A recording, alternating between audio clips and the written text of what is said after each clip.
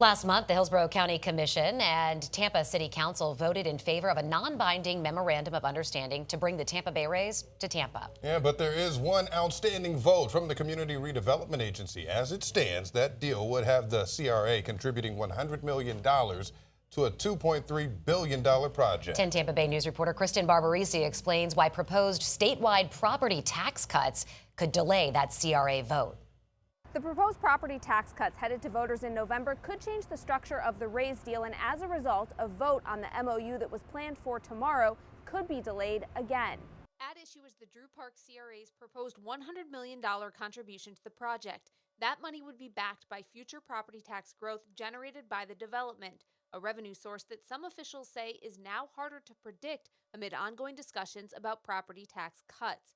The CRA board is made up of the Tampa City Council members but operates as a separate entity. Council Chair Alan Clendenin, who voted in favor of the MOU when it came before the City Council, is now proposing a delay so the CRA can better understand how potential tax changes could affect future revenues. There's still a lot of negotiations happening behind the scenes. A lot of information is yet to be forthcoming on how that impacts the CRA, including what happened in Tallahassee with the property tax vote.